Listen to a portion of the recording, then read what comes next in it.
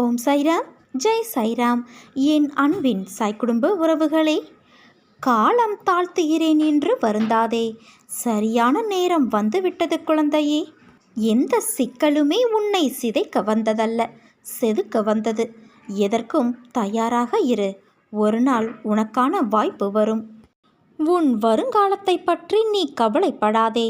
உன் நிகழ்காலத்தில் நல்லவிதமாக செயல்பட்டால் உன் வருங்காலம் தன்னால் மலரும். இறந்த காலமும் எதிர்காலமும் உனக்கு வேதனை ஏற்படுத்த முடியாது. ஏனென்றால் அவ்விரண்டும் இப்போது இல்லையல்லவா? நீ வேதனைப்படுவது உன்னுடைய நினைவுகளாலும் கற்பனைகளாலும் தான். வாழ்க்கையில் உள்ள உன் நிம்மதி, சந்தோஷம், மனநிறைவு, கஷ்டம், வெற்றி, தோல்வி என இவைகள் எல்லாம் விதி என்ற வார்த்தையான வடிவில் தோன்றுவதுதான்.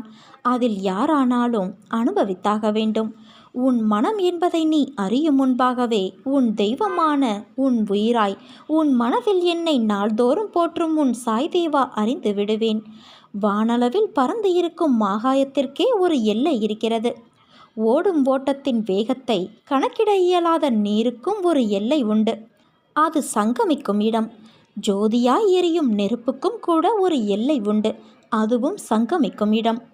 ஞானம் அலைப்பாயும். காற்று கண்ணில் தெரியாது, ஆனால் அதற்கும் ஒரு எல்லை உண்டு.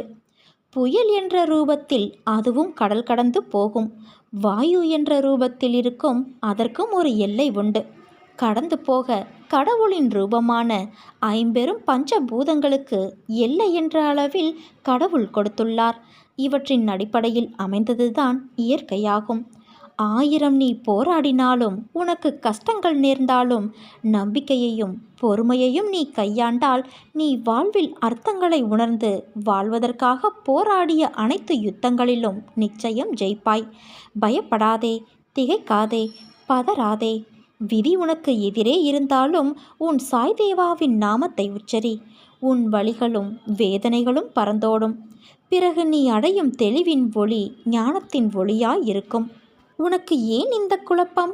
வாழ்க்கையை நீ வழிகளாய் பார். அதில் இருக்கும் நுட்பங்கள், அர்த்தங்கள் எல்லாம் உனக்கு புலப்படும். நீ நல்ல பிள்ளைதான். உன் மனதை போட்டு வீணாக குழம்பிக் கொள்ளாதே. கஷ்டம் நல்லவர்கள் எதிர்மறையானவர்கள் என்பதை பார்த்து வருவதில்லை. இயற்கையின் நியதி எல்லோருக்கும் ஒன்றுதானே. ரயிலின் தண்டவாளத்தில் 2ஆய் வளைந்து ஒரே திசையில் போகும். கம்பியால் உருவான பாதை, அதில்தான் ரயில் ஓடும். அதை உன் வாழ்க்கையுடன் ஒப்பிட்டுப்பார். உனக்கான பதில்கள் கிடைக்கும். அவைகள் இரண்டும் நல்லது, கெட்டது, இன்பம், துன்பமுமாயிருந்தால் வாழ்க்கை போகும் பாதைக்கு அர்த்தம் புரிந்து செல்ல முடியும். அவற்றுள் ஒன்று இல்லை என்றாலும் ரயில் தரம் புரண்டுவிடும். அதே போலத்தான் வாழ்க்கையும். நிச்சயம் உனக்கான நியதி கிடைக்கும். உன் அழுகை குரலால் என் மனம் ரணமாக்கியிருப்பதை நான் மட்டுமே அறிவேன். உன்னை எப்படி நான் அதில் காயப்பட விடுவேன்? நிச்சயம் உனக்கான வெளிச்சம் விடிவெள்ளி கிடைக்கும்.